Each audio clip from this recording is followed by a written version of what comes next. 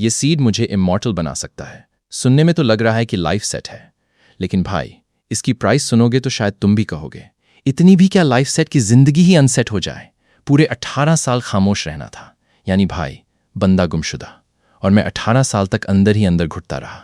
जिस लड़की को दिलो जान से चाहता था उसे अपनी फीलिंग्स तक नहीं बता सकता था। प्रपोज करना तो दूर की बात है भाई, मैं तो उसे देखकर भी ऐसे खामोश हो जाता था जैसे मेरी आवाज़ का रिचार्ज खत्म हो गया हो। क्योंकि अगर मुंह खोला तो मसला सिर्फ ये नहीं था कि लड़की रिजेक्ट कर देगी, आसमान मुझे रिजेक्ट कर देता। यहां तक कि जब पापा की डेथ हुई तब भी मैं जी भरकर रो नहीं सका।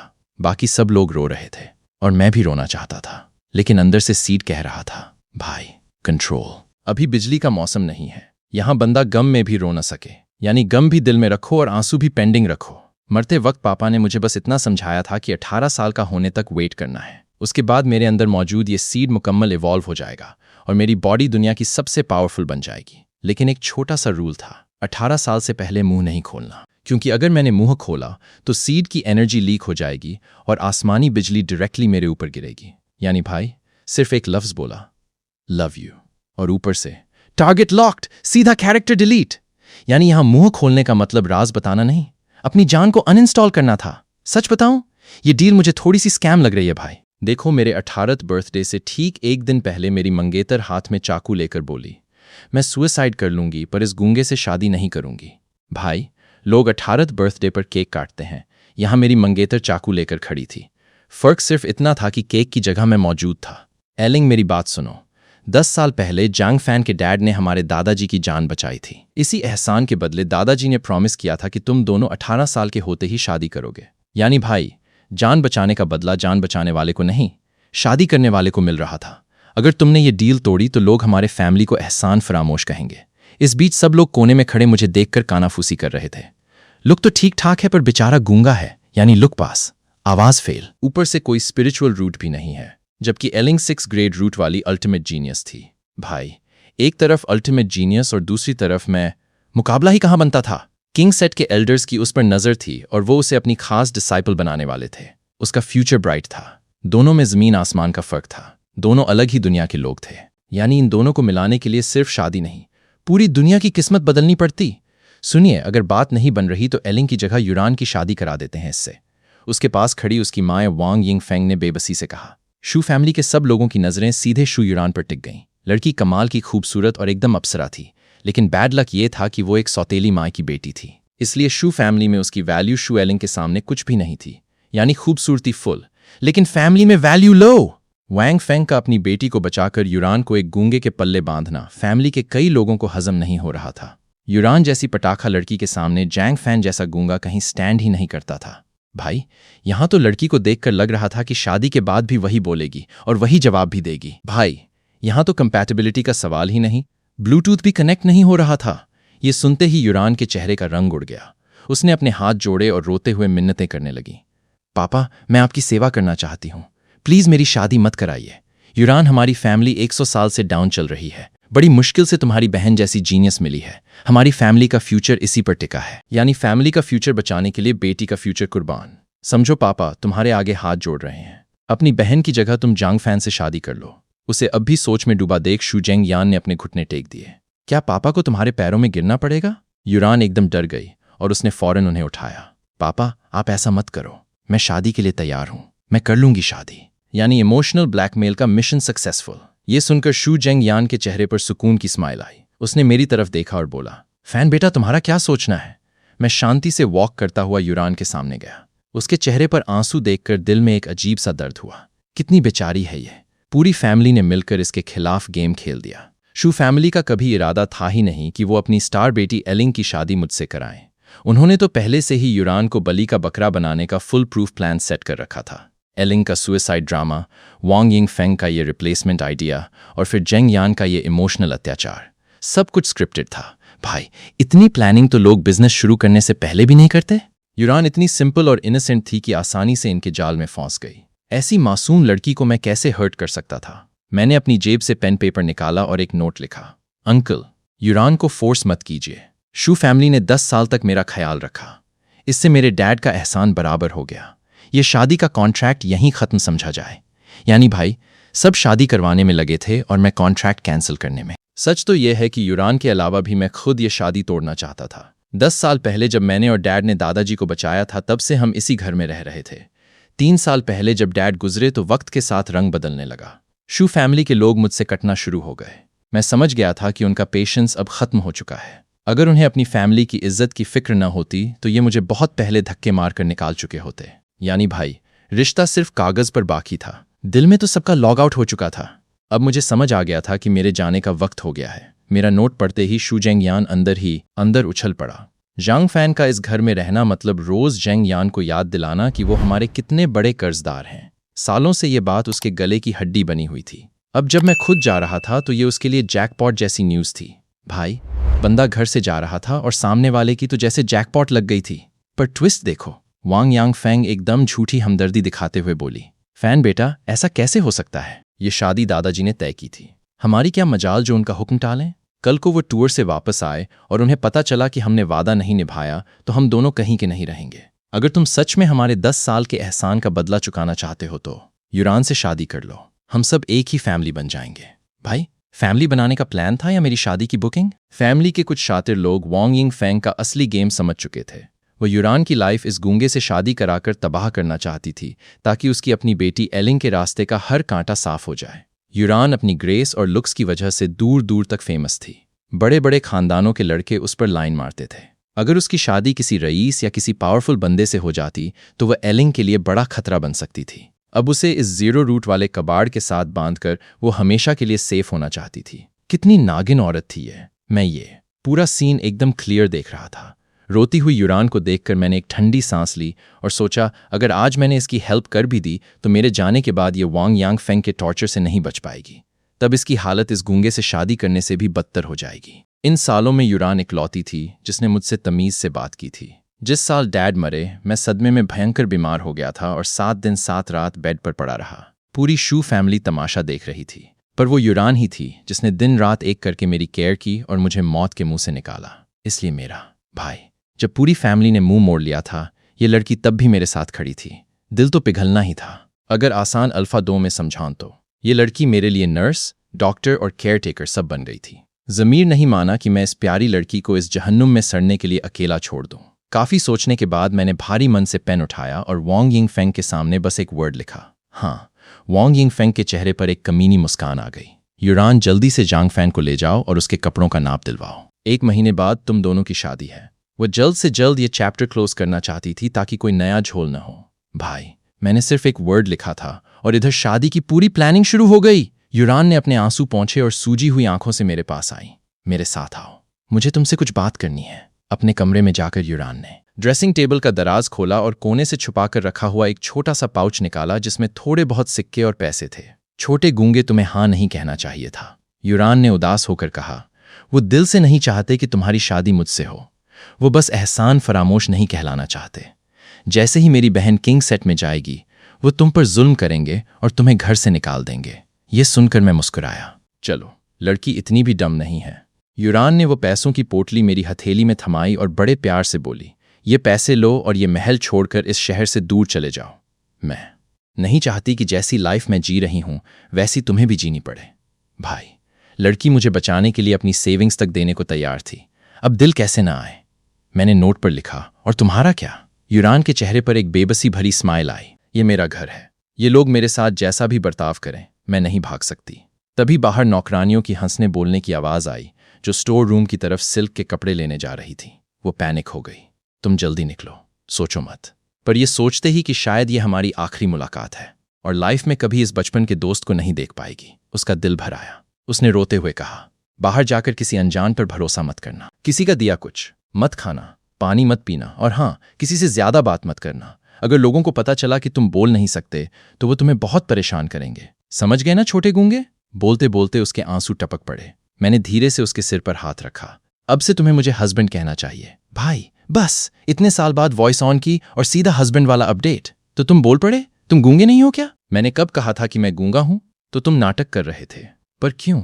मैंने अपने हाथ पीछे बांधे और खिड़की से बाहर आसमान की तरफ देखा। तभी एकदम साफ आसमान में एक के बाद एक 2 भयंकर बिजलियां कड़कीं जिससे पूरा शू पैलेस दहल गया। सब लोग डरकर बाहर की तरफ देखने लगे। यूरान भी इस अचानक हुए धमाके से कांप गई। बिना बादल के ये बिजली कैसे कड़की?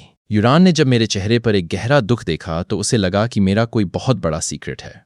वो सॉफ्ट टोन में बोली, चलो ठीक है, मैं ज्यादा नहीं पूछूंगी, तुम अपना सामान पैक करो और निकलो। आंटी को अगर पता चला कि तुम इतने साल से एक्टिंग कर रहे थे तो वो फिर से शक करने लगेंगी। मैं पलटा और मैंने उसका नाजुक हाथ अपने हाथ में ले लिया।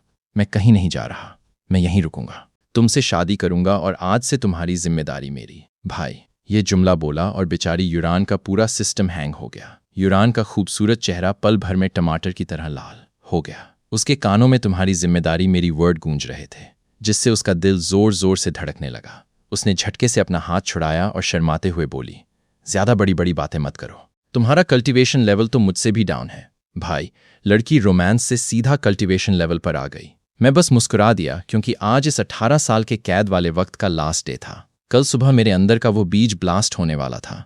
काफी देर सोचने के बाद उसने फिर से वो पैसों की पोटली मेरे हाथ में ठूंस दी। मैंने अपनी भौहें सिकोड़ी। उसे अब भी मुझ पर भरोसा नहीं था। यूरान ने शर्माते हुए अपनी नजरें झुकाईं और धीरे से बोली, इसे रख लो, समझो, ये मेरी तरफ से तुम्हारी शादी का शगुन है। भाई, ये शगुन था या लव का डाउन पेमेंट? धड़ाम। आसमान में बिजली नहीं कड़की थी, वो धमाका मेरे दिल के अंदर हुआ था। मैंने लाइफ में कभी नहीं सोचा था कि कोई लड़की अपनी जिंदगी भर की सेविंग्स मेरे हाथ में दे देगी ताकि मैं उससे शादी कर सकूं। ऐसे क्या घूर रहे हो? यूरान ने आगे बढ़कर मेरे कपड़ों को ठीक किया और प्यार से बोली, जांग अंकल तो सीधे साधे थे, तुम्हारे लिए कोई बैंक बैलेंस नहीं छोड़ गए। उम्मीद है मेरी ये छोटी सी सेविंग तुम्हारे काम आएगी। अब मुझसे कंट्रोल नहीं हुआ, मैंने उसे खींचकर अपनी बाहों में भर लिया। भाई, इतनी मोहब्बत और केयर के बाद हक तो बनता था। हमारी शादी की शुरुआत भले ही एक एक्सीडेंटल ट्विस्ट थी, पर उसका एंड एकदम परफेक्ट होने वाला था। लाइफ पार्टनर अगर सही हो तो लाइफ सेट हो जाती है। यूरान शर्म से ऐसी लाल हुई जैसे अंदर से कोई रेड लाइट ऑन हो गई हो। उसका दिमाग एकदम ब्लैंक हो गया और उसकी बॉडी एकदम स्टैच्यू बन गई। वो बस मेरी बाहों में जमी रही। काफी देर बाद उसे होश आया तो उसने हड़बड़ाकर खुद को छुड़ाया। मैं कपड़े सुखाने जा रही हूं। शर्म इतनी थी कि बंदी को कपड़े याद आ गए, हालांकि असल में दिमाग ही सूख चुका था। इतनी तेजी से भागी कि लग रहा था कपड़े नहीं, अपनी इज्जत बचाने जा रही है। उसे भागते हुए देखकर मैंने वो पैसों का पाउच टेबल पर रखा और मुस्कुराते हुए कहा, अपनी वाइफ को लाने के लिए मैं इतना गरीब नहीं हूं यूरान, मैं तुम्हें पूरे ठाठ वहां से ब्याह कर लाऊंगा। कड़कड़ बाहर फिर से 2 बिजलियां चमकी, जैसे आसमान भी हमारी लव स्टोरी की लाइटिंग कर रहा हो। मैंने गुस्से में आसमान की तरफ देखा। गरज लो, जितना गरजना है गरज लो। आज की रात गुजरने के बाद तुम मेरा कुछ नहीं उखाड़ पाओगे। इस समय शू पैलेस के अंदर वांग यांग फेंग के बेडरूम में। चाची, आपने यूरान सिस्टर की शादी इस कचरे जांग फैन से कैसे तय कर दी? लुझेंग, जो खुद पिछले 10 साल से शू पैलेस के टुकड़ों पर पल रहा था, वांग यांग फेंग के सामने गुस्से में लाल पीला खड़ा था। प्लीज अपना फैसला बदलो और उसकी शादी मुझसे कराओ। लुझेंग वांग यांग फेंग का सगा भतीजा था। वो शातिर था और 3rd ग्रेड पावर का जीनियस था, इसलिए चाची ने उसे बचपन से अपने पास रखकर पाला पोसा था। उसने भी अपनी परफॉर्मेंस से चाची का नाम रोशन किया था। सिर्फ 20 साल की उम्र में उसने लियानकी के 5th लेवल को अचीव कर लिया था, जिससे उसकी चाची का मायके में काफी भाव था। बस एक ही सिरदर्दी थी कि लुझेंग यूरान पर मरता था और उसे अपनी अमानत समझता था। जेंग बेटा, यूरान की शादी जेंग फैन से होना हमारी फैमिली के फ्यूचर के लिए जरूरी है। बाकी हर मामले में चाची तुम्हारी बात मान सकती है, पर इस मैटर में कोई नौटंकी नहीं चलेगी। यूरान का करियर पूरी तरह तबाह करने के लिए वांग यांग फेंग उसे हर हाल में इस कचरे जांग फैन के पल्ले बांधना चाहती थी। लेकिन लुझेंग का उतरा हुआ चेहरा देखकर उसने एक शातिर टोन में कहा, बेटा, मैंने सिर्फ शादी में टांग अड़ाने से मना किया है। ये थोड़ी कहा है कि शादी के बाद तुम कुछ नहीं कर सकते। सोचो, अगर शादी के बाद जांग फैन का कोई एक्सीडेंट हो जाए और वो मर जाए तो तुम यूरान से शादी कर ही सकते हो ना? अगर यूरान एक बार विडो बन गई तो बड़े परिवार के रईस और पावरफुल लोग उसे वैसे भी मुंह नहीं लगाएंगे। लुझेंग का दिमाग ये सुनते ही ऐसे चला जैसे किसी ने अंदर टर्बो मोड ऑन कर दिया हो। बंदा अभी शादी से पहले ही शादी के बाद का प्लान बना चुका था। मैं समझ गया चाची, थैंक यू सो मच। मैं अभी जाकर उनकी शादी की तैयारियां करवाता हूं ताकि फेरे जल्द से जल्द हों। चाची की बात सुनते ही लुझेंग के दिमाग में बल्ब नहीं, पूरा जनरेटर चल पड़ा और साहब ने फौरन इसे मिशन समझ लिया। जाओ बेटा, और कल सुबह जल्दी उठना मत भूलना। चाची तुम्हें टेस्टिंग टावर ले जाएगी ताकि तुम्हारे स्पिरिचुअल पावर का रीटेस्ट हो सके। जी चाची। लुझेंग ने हाथ जोड़े और हंसते हुए बाहर निकल गया, पर कमरे से बाहर निकलते ही उसके चेहरे की हंसी गायब हो गई और वहां एक खतरनाक लुक आ गया। मुझे जांग फान का झूठा माल चाहिए। इस बुढ़िया का दिमाग खराब हो गया है क्या? लेकिन लुझेंग को जो चाहिए वो बेस्ट होना चाहिए। कल एक बार रिटेस्ट हो जाए और मेरा पावर लेवल हाई आ जाए तो मैं पूरी शू फैमिली के सामने यूरान को मंडप से उठा ले जाऊंगा। अगली सुबह मैं अपने कमरे में बेचैनी से चक्कर काट रहा था। बार बार खिड़की से बाहर आसमान को देख रहा था। मेरी आंखों में गहरी लाल लाइनें आ चुकी थीं। ये साला सूरज अभी तक निकला क्यों नहीं? 18 साल से जिस दिन का इंतजार था, आज सूरज भी ऐसे सो रहा था जैसे उसे मेरी डेडलाइन का कोई ख्याल ही नहीं। और आज सूरज ही लेट हो गया। भाई, टाइमिंग भी कोई चीज़ होती है। उस दिन का मैंने पूरे 18 साल वेट किया था। मुझे लगता था कि मुझ में बहुत पेशेंस है, मैं किसी भी सिचुएशन में नॉर्मल रह सकता हूं और इस बीज के फटने का सुकून से वेलकम करूंगा। पर जब सच में ये दिन आया तो रात भर नींद नहीं आई। दिल में अजीब सी घबराहट थी। डैड ने मुझसे झूठ तो नहीं बोला था ना? क्या सच में ये बीज मेरी पूरी काया पलट देगा? हजारों थॉट्स मेरे दिमाग का दही कर रहे थे और दिमाग बेचारा पहले ही छुट्टी मांग रहा था। तभी अचानक बादलों को चीरती हुई धूप की एक तेज किरण सीधी कमरे के अंदर आई। ठीक उसी मोमेंट पर मुझे अपनी बॉडी के अंदर से चट चट की आवाज़ सुनाई दी, जैसे कोई बहुत मजबूत आर्मर बीज से क्रैक हो रहा हो। बीज अंकुर हो चुका था। 18 साल का लंबा वेट खत्म हुआ। राख से उठने का टाइम आ गया था। मैंने फौरन पालती मारी, अपनी सांसों को कंट्रोल किया और मेडिटेशन की पोजीशन में बैठ गया। मेरे कानों में इस आर्मर के टूटने की आवाज़ अब और तेज होती जा रही थी। धड़ाम! अचानक एक ऐसा पहाड़ हिला देने वाला खौफनाक धमाका हुआ, मानो सीधे कान के पास बिजली कड़की हो। यानी बीज ने क्रैक होना था। उसने पूरा साउंड सिस्टम ऑन कर दिया। मेरी आंखों के सामने एक सेकंड के लिए अंधेरा छा गया। इस अंधेरे में मैंने देखा कि एक नन्ही सी कली जमीन फाड़कर बाहर निकल रही है। उसके आते ही मानो किसी गॉड लेवल सुप्रीम पावर को मिर्चें लग गई हों। आसमान से तबाही मचाने वाली बिजलियां एक के बाद एक गिरने लगीं ताकि उसे वापस जमीन के अंदर धकेल सकें। पर इस नन्ही सी कली ने एकदम आराम से खुलते हुए इन सारी बिजलियों को स्पंज की तरह सोख लिया। और फिर भाई साहब, वो मेरी आंखों के सामने रॉकेट की स्पीड से बढ़ने लगी। 1 inch, 2 inch, 3 inch, 1 feet, 2 feet, 3 feet, 100 feet, 1000 feet. इतनी स्पीड से बढ़ा कि नापने वाला भी शायद बोलता, भाई अब मैं कहाँ तक गिनूं? देखते ही देखते इस बीज ने आसमान की बिजलियों को अपना खाना बनाकर एक ऐसा महान पेड़ बना लिया जिसका कोई एंड ही नहीं था। बिजलियां भी समझ गईं कि इस मॉन्स्टर को रोकना उनके बस की बात नहीं है, तो वो धीरे धीरे शांत हो गईं। मुझे लगा चलो मैटर क्लोज हुआ। पर तभी यूनिवर्स को हिला देने वाली एक गूंजती हुई खौफनाक आवाज आई। किसकी इतनी हिम्मत जो हमारी ताइशू एंशिएंट ट्राइब की गॉड लेवल टेक्निक चुराए? तुम जो कोई भी हो, जहां कहीं भी हो, हम तुम्हें ढूंढ निकालेंगे, तुम्हें ढूंढ निकालेंगे। वो चीख जैसे ही कान में पड़ी, मेरा सिर दर्द से फटने लगा कि मेरी रूह इस खौफनाक पावर के आगे अभी टुकड़ों में बिखर जाएगी।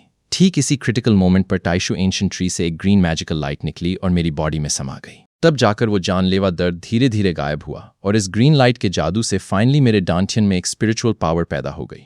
मैं मौत के मुंह से बचकर बाहर आया था। चेहरा एकदम सफेद पड़ा था। वो कौन था? सदियों पुराने टाइम और स्पेस को चीर कर आई एक आवाज ने मुझे ऑलमोस्ट खत्म ही कर दिया था।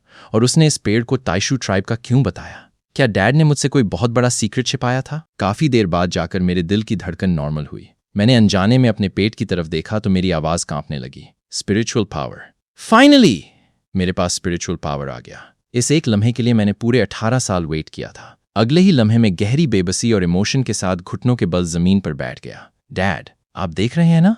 आपके बेटे के पास स्पिरिचुअल पावर आ गया है। अब मैं अपनी हिफाजत खुद कर सकता हूं।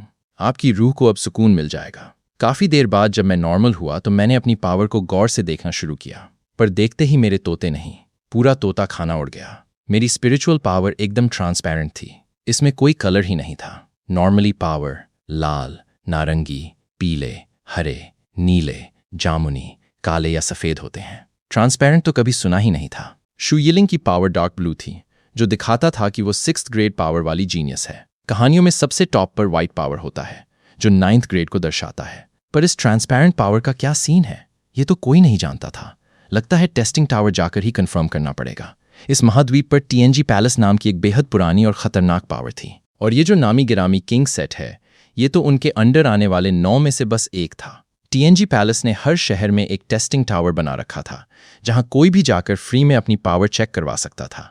अगर किसी की पावर अल्टीमेट लेवल की निकलती तो वो टावर के हेड से कहकर सीधा वहां के लोकल सेक्ट में एंट्री का चांस पा सकता था। जैसे शू यिलिंग ने भी इसी टावर में अपनी 6th ग्रेड पावर टेस्ट की थी, जिसे देखकर किंग यून सेक्ट के एक बड़े एल्डर खुद इंप्रेस हो गए थे और उसे आउट ऑफ द वे जाकर अपनी खास डिसाइपल बना लिया था। कहा जाता था कि अगर किसी का टैलेंट एकदम गॉड लेवल हो तो खुद TNG पैलेस के मेन लोग आकर उसे अपना डिसाइपल बना लेते हैं। पर यह सब बस सुनी सुनाई बातें थीं। गुजो सिटी के इस टावर में आज तक ऐसा कोई पैदा ही नहीं हुआ जिसे TNG पैलेस ने डायरेक्ट उठाया हो। पता नहीं मेरी इस ट्रांसपेरेंट पावर का क्या ग्रेड निकलेगा। तभी मेरी नज़र इस घने आइशू ट्री पर पड़ी, जिस पर बड़े बड़े ट्रांसपेरेंट फ्रूट्स लटके हुए थे। सबसे नीचे जो फ्रूट लटका था उसके अंदर एक सीक्रेट टेक्निक कैद थी, युआनजी हाई लेवल मंत्रा शून्य लॉन्ग स्क्रिप्चर। इस टेक्निक का नाम पढ़ते ही मैं दंग रह गया। शू फैमिली इस गुजो सिटी की इतनी पुरानी पावर है, पर उनकी सबसे बड़ी सीक्रेट टेक्निक भी बस एक imperial medium level sort technique है जो इस पूरे शहर की टॉप 10 टेक्निक्स में आती है। शू फैमिली पर पास्ट में जितने भी हमले हुए वो सब इसी टेक्निक को छीनने के चक्कर में हुए थे। और यहाँ ये जो हुआनजी हाई लेवल मंत्रा था, ये तो पूरी दुनिया में गदर मचाने के लिए काफ़ी था। मेरी सांसें अटक गईं। मैं पेड़ के पास भागा और हवा में उछलकर इस फ्रूट को तोड़ने की कोशिश की, पर एक अनजानी पावर ने मुझे वापस ज़मीन पर पटक दिया। तभी मेरे दिमाग में एक मैसेज फ्लैश हुआ, सबसे नीचे वाले फ्रूट को सिर्फ फाउंडेशन बिल्डिंग स्टेज वाले ही तोड़ सकते हैं। अगले ही लम्हे मेरी आंखों के सामने का वो अंधेरा गायब हो गया और मैं वापस अपने उसी छोटे से पुराने कमरे में आ गया। मैंने अपनी बॉडी को हिला डुला दिया। अभी जो कुछ हुआ वो एक ख्वाब जैसा था, पर मेरे पेट में मौजूद वो स्पिरिचुअल पावर चीख चीख कर कह रहा था कि सब कुछ सच था। मैंने एक्साइटमेंट में अपने होंठ भी दिल कर रहा था अभी के अभी फाउंडेशन स्टेज पर पहुंच जाऊं, यानी बंदा स्पिरिचुअल पावर लेकर आया और अगला टारगेट भी फॉरेन सेट। मैं एक सेकंड भी वेस्ट नहीं करना चाहता था। शू पैलेस से निकलते ही मैं भागता हुआ हाफ टेस्टिंग टावर पहुंचा। अभी सुबह सुबह का समय था। टावर के गेट खुले नहीं थे। वहां पहले से ही कई लड़के लड़कियां टेस्ट के लिए लाइन में खड़े थे। जेंग बेटा, आज रीटेस्ट में बिल्कुल पैनिक मत होना। टावर के हेड ने कहा था कि पिछली बार तुम नर्वस हो गए थे, इसलिए रिजल्ट थोड़ा डाउन आया था। वांग यांगफेंग खुद लुजेंग के साथ वहां गेट खुलने का वेट कर रही थी। वैसे तुम कम से कम 3rd ग्रेड अपर लेवल के हकदार थे, पर नर्वसनेस में सिर्फ 3rd ग्रेड मिड लेवल आया। इसी एक ग्रेड के फर्क की वजह से मैं तुम्हें शू फैमिली से ज्यादा रिसोर्सेज नहीं दिलवा पा रही थी। लुजेंग ने सीरियस होकर सिर हिलाया। शू फैमिली के पास वैसे ही लिमिटेड माल था और उसका बड़ा हिस्सा शू यीलिंग पर खर्च होता था। बाकी का बचा खुचा टैलेंट के हिसाब से बांटता था। शू फैमिली में कई लोग 3rd ग्रेड वाले थे, इसलिए वो दूसरों से एक कदम पीछे रह जाता था, तो उसे रिसोर्सेज भी कम मिलते थे। इसीलिए इस रिटेस्ट में उसे अपना असली जलवा दिखाना ही था। अगर आज तुम्हारा 3rd ग्रेड अपर लेवल आ गया तो मैं किसी भी तरह शू फैमिली के एल्डर्स को मनाकर तुम्हें हमारी खानदानी शू स्टाइल सॉर्ट टेक्निक सीखने की परमिशन दिलवा दूंगी। अपने इस भतीजे के लिए वांग यांगफेंग शू फैमिली का सबसे बड़ा सीक्रेट भी एक आउटसाइडर को देने के लिए तैयार थी। लुझेंग ये सुनते ही ऐसे उछला जैसे उसे टेक्निक नहीं, पूरी जायदाद की चाबी मिल गई हो। शू स्टाइल सॉर्ट टेक्निक एक इंपीरियल मीडियम लेवल टेक्निक थी जो गुजो सिटी में काफी ऊपर रैंक करती थी। इसे सिर्फ शू फैमिली के सगे खून को ही सिखाया जाता था। इस घर में 10 साल तक दूसरों के नखरे झेलने के बाद फाइनली आज वो शू फैमिली के सबसे बड़े खजाने को हाथ लगाने वाला था। इसी एक्साइटमेंट के बीच उसकी नज़र साइड में खड़ी एक जानी पहचानी फिगर पर पड़ी। वो चौंक गया। जैंग फैन, तो यहाँ क्या कर रहा है? मैंने एकदम रिलैक्स होकर एक नोट लिखा, वही जो तुम करने आए हो। मैंने सोच लिया था कि जब तक खुद को प्रोटेक्ट करने की पावर नहीं आ जाती, मैं गूंगा बनने का नाटक जारी रखूंगा। लुझेंग ने फौरन मेरा मजाक उड़ाया। वही जो मैं करने आया हूं। हाँ, स्पिरिचुअल पावर गॉड गिफ्टेड होता है भाई, किस्मत में है तो है, नहीं तो नहीं। एक आम इंसान बनकर जिंदगी काटने में क्या बुराई है? जो चीज़ औकात से बाहर हो उसके पीछे नहीं भागना चाहिए। मैंने कुछ नहीं कहा, क्योंकि कुछ लोगों को जवाब शब्दों से नहीं, रिजल्ट से देना ज्यादा मजेदार होता है। और दिल में सोचा, भाई साहब को क्या पता, जिसे ये आम इंसान समझ रहा है वो अभी उसकी पूरी कैलकुलेशन खराब करने वाला है। क्यों भाई, ऐसा क्यों फिक्स है कि मैं जिंदगी भर एक आम इंसान बनकर रहूं और तुम हमेशा एक हाई क्लास वॉरियर बने रहो? तभी टावर के गेट खुले। टेस्टिंग टावर का हेड एक ढीला ढाला बूढ़ा था जो सालों से एक ही काम करके पूरी तरह पक चुका था। उसने बिना किसी एक्सप्रेशन के कहा, वही पुराना रूल है, जिसकी पावर सबसे कड़क निकलेगी उसे टेक्निक का रिवॉर्ड मिलेगा। सबके चेहरों पर ठीक है वाला लुक था, क्योंकि ये रिवॉर्ड आम लोगों के बस की बात नहीं थी। पिछले कई सालों में ये रिवॉर्ड सिर्फ शू यिलिंग को मिला था, जिसने ग्रेट पावर की बदौलत एक इंपीरियल लो लेवल मंत्रा जीता था। इसी मंत्रा के दम पर यिलिंग सिर्फ 6 महीने में लियानकी के 8th लेवल पर पहुंच गई थी। जब 6th ग्रेड वाले को सिर्फ बेसिक टेक्निक मिली तो बाकी लोग तो उम्मीद ही छोड़ चुके थे।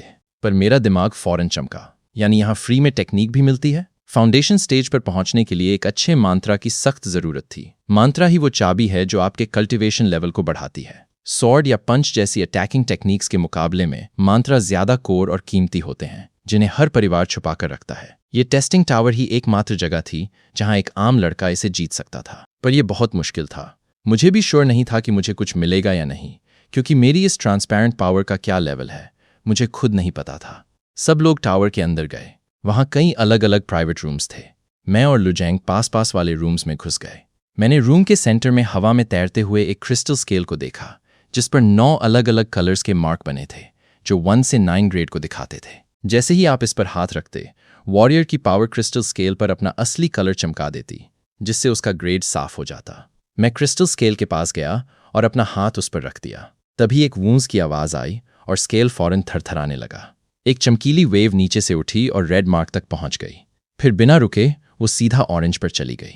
मेरा डर थोड़ा कम हुआ, क्योंकि कम से कम ट्रांसपेरेंट पावर ने पहले ही कदम पर मेरी इज्जत का जनाजा नहीं निकाला था।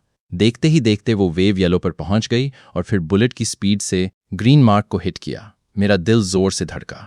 ग्रीन यानी 4th ग्रेड पावर। ये तो लुझेंग के लेवल से भी ऊपर था। गुजो सिटी के हिसाब से ये एक नंबर का क्लासिक पावर माना जाता था। पर वो वेव रुकने का नाम नहीं ले रही थी। Light green, dark blue. मैंने अपनी मुट्ठियां भी भिंच लीं। दिल तेजी से पंप करने लगा। 6th ग्रेड पावर में शू यिलिंग के बराबर पहुंच चुका था, पर वेव अभी भी चल रही थी। पर्पल यानी 7th ग्रेड, ब्लैक यानी 8th ग्रेड। मेरी सांसें गले में अटक गईं। 8th grade. मैंने इस गुजो सिटी का आज तक का सबसे बड़ा रिकॉर्ड तोड़ दिया था, लेकिन इस वेव में अभी भी भयानक पावर बची थी। वो एक झटके में 9th ग्रेड के मुकाम पर पहुंच गई। वाइट यानी 9th ग्रेड। 9th ग्रेड है। मेरी आंखें फटी की फटी रह गईं। अंदर एक ऐसी खुशी फूटी जिसे मैं रोक नहीं पा रहा था। मेरे पास एक ऐसा गॉड लेवल का 9th ग्रेड पावर था जो सिर्फ कहानियों में होता था। भाई, यहां तो क्रिस्टल स्केल भी सोच रहा होगा कि मैंने आज किसको बुला लिया है। पर रुको, वो वेव अभी भी नहीं रुकी। वो और ऊपर भागने लगी। क्रिस्टल स्केल के टॉप पर एक बड़ा सा खाली स्पेस था जहां कोई मार्किंग नहीं थी। पर वेव ऊपर चढ़ती गई और लास्ट में जूम करके स्केल से बाहर निकल गई। सीधे रूम की छत को चीरती हुई बाहर भाग गई। मैं एकदम ब्लैंक हो गया। साला, मेरा कौन सा पावर है ये? टेस्ट हुआ भी है या सीधा स्कैम हो गया? ठीक उसी वक्त जब वो वेव क्रिस्टल स्केल से बाहर निकली, पड़ोस के रूम में लुझेंग अपने क्रिस्टल स्केल को देख रहा था। वहां वेव की स्पीड इतनी स्लो हो चुकी थी जैसे कोई कछुआ दीवार पर चढ़ रहा हो। वो बड़ी मुश्किल से 3rd ग्रेड, मिड और अपर लेवल के बिल्कुल बीच जाकर अटक गई। उसका चेहरा उतर गया। बड़ साले, थोड़ा और बड़ कमीने। लुझेंग ने गुस्से में क्रिस्टल स्केल पर घूंसा मारा और चिल्लाया। उसे लगा था कि 3rd ग्रेड अपर लेवल तो उसका पक्का है, पर वो 1 इंच से चूक गया। इस जरा से फर्क की वजह से वो शू फैमिली के रिसोर्सेज और वांग यिंग फेंग के उस सॉर्ट टेक्निक वाले प्रॉमिस से हाथ धो बैठा था। भाई, सिर्फ 1 इंच ने बंदे की पूरी प्लानिंग का जनाजा निकाल दिया। तभी मेरे रूम से निकली हुई वो जादुई वेव उसके रूम के पास से गुजरी। इस वेव के भयानक प्रेशर ने लुझेंग के क्रिस्टल स्केल की रुकी हुई वेव को एक जबरदस्त झटका दिया। जो वेव पूरी तरह रुक चुकी थी, वो इस प्रेशर से अचानक रॉकेट बनकर ऊपर भागने लगी। वो green, light green, blue, purple, black के मार्क्स को चीरती हुई सीधी टॉप पर जाकर रुकी। व्हाइट कलर पर लुझेंग ने जब अपने स्केल को चमकदार व्हाइट कलर में जगमगाते देखा तो वो खुशी से पागल हो गया। भाई साहब, मेरा व्हाइट पावर आया है जो सिर्फ कहानियों में होता था। मैं कोई सपना तो नहीं देख रहा। एक वक्त था जब वो बड़े बड़े लोगों के घरों के चक्कर काटता था और लोग उसे गेट से भगा देते थे। कोई भाव नहीं देता था। पर आज वही बड़े बड़े लोग हसद और इज्जत के मिक्स्ड इमोशंस के साथ खुद उसके पास आकर हाथ मिला रहे थे।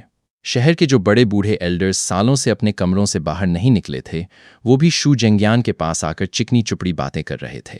वो जेंग्यान को याद दिला रहे थे कि कैसे उनके परदादा और शू फैमिली के बुजुर्ग कभी बेस्ट फ्रेंड्स हुआ करते थे। कल तक जान पहचान नहीं थी, आज परदादा तक की दोस्ती याद आ गई। मानो एक ही रात में शू फैमिली एक गुमनाम और डूबी हुई फैमिली से इस गुजो सिटी की सबसे हॉट और नंबर 1 फैमिली बन गई थी। शू जेंग्यान काफी देर तक शॉक में रहा। फिर धीरे धीरे उसका दिमाग ठिकाने आया। वो समझ गया था कि ये सारा जलवा सिर्फ लुझेंग की वजह से है। वांग यिंग फेंग कॉलर ऊंचा करके उसके पास आई। क्यों जी? जब मैंने सबसे लड़ झगड़कर जेंग बेटा को इस घर में रखने और पालने की बात की थी, तब आप क्या कह रहे थे? ये सुनकर शू जेंग्यान का सर शर्म से झुक गया। शुरू में उसने इस बात का कड़ा विरोध किया था, क्योंकि शू फैमिली के पास वैसे ही माल कम था और एक बाहर के लड़के के आने का मतलब था अपने बच्चों का हक मारना। पर तब वांग यिंग फेंग ने सुसाइड की धमकी दी थी, इसलिए उसे मजबूरी में मानना पड़ा। पर किसे पता था कि लुझेंग इतना बड़ा तुरुप का इक्का निकलेगा? मेरी तो आंखों पर पट्टी बंधी थी। बख्त वाले, ये तो तुम्हारा ही गुड लक है जो हमारी फैमिली को जेंग जैसा गॉड लेवल जीनियस मिल गया। जेंग यान ने वांग यिंग फेंग को गले लगाया। उसका दिल भर आया था। वांग यिंग फेंग का चेहरा खुशी से चमक रहा था। और नहीं तो क्या, इस बार बयान सिटी का जो 8th ग्रेड वाला जीनियस था, सुना है उसे सीधे TNG पैलेस में एंट्री मिली थी और बाद में वो वहां का डेप्यूटी हेड बन गया। हमारा जेंग तो 9th ग्रेड वाला जीनियस है और हमारी शू फैमिली भी अब। तभी बाहर खड़ी भारी भीड़ की एक्साइटमेंट के बीच लुझेंग फाइनली रूम का गेट खोलकर पूरे कॉन्फिडेंस के साथ बाहर आया। वो सीधे शू जेंग्यान के पास गया और घुटनों के बल बैठ गया। अंकल, इतने सालों तक मुझे पालने के लिए थैंक यू सो मच। आपका ये बेटा आपकी उम्मीदों पर खरा उतरा है। मेरा 9th ग्रेड पावर आया है। वहां खड़ा हर एक बंदा शू जेंग्यान की किस्मत से जल रहा था। लोग सोच रहे थे कि कितनी तगड़ी लॉटरी लगी है उसकी कि ऐसा हीरा उसके हाथ लग गया। शू जेंग्यान अब हवा में नहीं उड़ना चाहता था। उसने फौरन आगे बढ़कर लुझेंग को उठाया। अरे नहीं नहीं जेंग बेटा, तुम अब 9th ग्रेड के जीनियस हो, मेरे आगे ऐसे घुटने मत टेको, जल्दी उठो। लुझेंग को लाइफ में पहली बार इतनी तगड़ी किक मिली थी। पहले वो हमेशा शू जेंग्यान के सामने डर डर कर रहता था, जरा सी गलती पर डांट पड़ती थी। पर आज वही जेंग्यान उसकी भगवान की तरह पूजा कर रहा था। यहां तक कि टावर का हेड, गुजो सिटी का मेयर और शहर के बड़े बड़े एल्डर्स भी उसकी तरफ ऐसी उम्मीद से देख रहे थे जैसे उससे कोई सेटिंग बिठाना चाहते हों। सालों तक जो लड़का जमीन पर रेंग रहा था, आज उसे ऐसा लग रहा था कि वो 7वें आसमान पर बैठकर पूरी दुनिया को अपनी उंगलियों पर नचा रहा है। कल तक बंदा खुद लोगों के पीछे भाग रहा था, आज लोग उसके पीछे भाग रहे थे। पर इस बेचारे को ये नहीं पता था कि वो अनजाने में एक बहुत बड़े ब्लंडर में फंस चुका है और आगे क्या होने वाला है वो उसकी सोच से बाहर था। तभी रॉयल कपड़ों में एक मिडिल एज्ड आदमी भीड़ से बाहर आया। लुक साहब, नमस्कार, मैं हूं चिनचैंग शेंग। ये नाम सुनते ही वहां खड़े सारे बड़े बड़े सूरमाओं के होश उड़ गए। चिनचैंग शेंग कोई एरा जेरा नाथू खायरा नहीं था। चिनचैंग शेंग इस गुजो सिटी के नंबर 1 एलिक्सिर परिवार के मालिक थे। डैड से मिली पुश्तैनी एलिक्सिर रेसिपी के दम पर उन्होंने आसपास के सारे शहरों के एलिक्सिर मार्केट पर अपना कब्जा जमा रखा था। क्योंकि कल्टीवेशन लेवल को तेजी से बूस्ट करने के लिए एलिक्सिर ही इकलौती दवा थी, इसलिए गुजो सिटी में एक कहावत फेमस थी, मेयर से पंगा ले लेना, पर चिन फैमिली से कभी मत उलझना। उनके आते ही पूरी भीड़ की तवज्जो उनकी तरफ चली गई। लुझेंग ने हैरान होकर पूछा, चिन अंकल कोई काम था क्या? चिनचैंग शेंग ने मुस्कुराते हुए एक शानदार बॉक्स आगे बढ़ाया। उसके अंदर ग्लास की 10 छोटी बोतलें एकदम परफेक्टली सजी हुई थीं, जिनमें से एक जादुई चमक निकल रही थी। ये और कुछ नहीं, वही नामी गिरामी एलिक्सिर था। हमारी चिन फैमिली की तरफ से लू बेटा को 9th ग्रेड पावर मिलने की मुबारकबाद देने के लिए हमारे पास कुछ खास तो नहीं है, बस ये अभी अभी तैयार की गई 10 बॉटल एलिक्सिर तुम्हारे लिए गिफ्ट है। उम्मीद है 3 दिन बाद तुम अपनी दुल्हन को पूरे हक से घर ले आओगे। 10 बॉटल। कई लोग लालची नजरों से इस एलिक्सिर को घूरने लगे। इसकी एक सिंगल बॉटल भी इतनी महंगी होती थी कि कोई नॉर्मल फैमिली इसे अफोर्ड नहीं कर सकती थी। चिन फैमिली ने एक साथ 10 बॉटल देकर सच में अपना खजाना खोल दिया था। इन 10 बॉटल के दम पर तो एक सुअर भी वॉरियर बन जाए। फिर लुझेंग तो वैसे भी 9th ग्रेड का जीनियस था। तभी लोग मेरी तरफ तरस भरी नजरों से देखने लगे। इस बेचारे की किस्मत ही खराब है, इसकी वाइफ तो हाथ से गई। मेरी आंखें थोड़ी सिकुड़ी।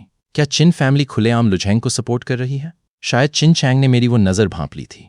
वो डरे नहीं बल्कि एकदम टशान में आकर बोले, और हाँ, आज के बाद से हमारी चिन फैमिली की किसी भी दुकान से जांग फैन को एक बूंद एलिक्सिर भी नहीं बेची जाएगी। ये सिर्फ सपोर्ट करना नहीं था, ये तो सीधा मुझे बर्बाद करने का प्लान था। मेरी आंखों में एक गुस्सा उतरा और मैंने फौरन एक नोट लिखा। उम्मीद है तुम्हें इस बात का अफसोस नहीं होगा। तभी चिनचैंग शेंग ने बिना किसी एक्सप्रेशन के अपने एल्डर से कहा, तुम्हें याद है 10 साल पहले अचानक आया वो सीक्रेट सोल मास्टर? एल्डर ने सर हिलाया। बिल्कुल याद है सर। उसके बनाए मीडियम लेवल एलिक्सिर ने हमारी चिन फैमिली के 100 साल पुराने बिजनेस की चूलें हिला दी थीं। वो तो शुक्र है उसने सिर्फ 10 बॉटल बनाई और पैसे और कुछ रॉ मटेरियल लेकर गायब हो गया, वरना अगर वो बड़े लेवल पर मीडियम लेवल एलिक्सिर बेचने लगता तो हमारा लो लेवल एलिक्सिर मार्केट से पूरी तरह साफ हो जाता। चिन फैमिली का एलिक्सिर लो लेवल का था, जिसका असर मीडियम वाले के मुकाबले आधा भी नहीं था। अगर वो बंदा लगातार सप्लाई करता तो कौन उनका घटिया माल खरीदता? इस एक इंसिडेंट ने चिन फैमिली को कंगाली की कगार पर ला खड़ा किया था। चिनचैंग शेंग ने गहरी आवाज में कहा, तो तुम्हें ये याद है कि लुझेंग इस गुजो सिटी में कब आया था? एल्डर ने थोड़ा दिमाग दौड़ाया और अचानक शॉक में आ गया। 10 साल पहले सर, आपका मतलब है? बिल्कुल, 10 साल पहले ही लुझेंग यहाँ आया और ठीक उसी समय वो सीक्रेट सोल मास्टर भी दिखा। ये कोई इत्तेफाक नहीं हो सकता। मुझे पूरा यकीन है कि वो सोल मास्टर लुझेंग का सीक्रेट गॉडफादर है। अब समझे मैंने उसे इतना बड़ा गिफ्ट क्यों दिया। कमरे में वापस आकर मैंने कल्टीवेशन शुरू किया। मंत्रा के हिसाब से अपनी सांसों को शोचनांक किया और ध्यान लगाया। मेरे अंदर का वो ट्रांसपेरेंट पावर खाली स्पेस में फैली गहरी जड़ों की तरह हवा से जादुई एनर्जी खींचने लगा। पावर जितना तगड़ा होता है, एनर्जी उतनी ही फास्ट खींची जाती है, और आपका मंत्रा जितना एडवांस होता है, स्पीड उतनी ही बढ़ जाती है। दोनों का कॉम्बो एकदम डेडली था। देखते ही देखते चारों तरफ से वो जादुई एनर्जी मेरे पेट के अंदर जमा होने लगी।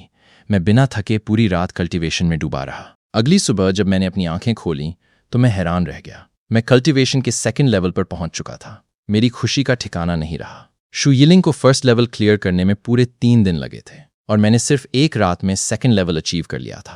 पर सिर्फ 2nd लेवल से काम नहीं चलने वाला था। खुद को और यूरान को सेफ रखने के लिए मुझे और ज्यादा पावरफुल बनना था। मैंने दोबारा ट्राई किया, पर इस बार एनर्जी खींचने की स्पीड काफी स्लो थी। कल्टीवेशन में आप जितना आगे जाते हैं, प्रोग्रेस उतनी ही स्लो हो जाती है। अब मुझे एलिक्सिर की सख्त जरूरत थी, पर एलिक्सिर बहुत महंगा था। ऊपर से चिनचैंग शेंग ने मेरे लिए सारे दरवाजे बंद कर दिए थे। मैंने अपनी भौहें सिकोड़ लीं। तभी मुझे याद आया कि डैड ने मरते वक्त अपना वो 10 साल पुराना बॉक्स उनकी कब्र के पास दबाने को कहा था और कसम दी थी कि जब तक बीज न फट जाए उसे मत निकालना। आखिर उस बॉक्स में ऐसा क्या खजाना छुपा हुआ है? अगर डैड मेरे लिए इतना चमत्कारी बीज छोड़ सकते हैं तो उस सीक्रेट बॉक्स में भी कोई मामूली चीज तो होने से रही। तभी अचानक किसी ने मेरी पीठ पर हाथ रखा। मैंने चौंक कर देखा तो वो यूरान थी। मुझे देखते ही उसकी आंखों में आंसू आ गए और वो मेरे सीने से लगकर रोने लगी। सॉरी फैन, मैं बहुत बेकार हूं, मुझे और ध्यान रखना चाहिए था।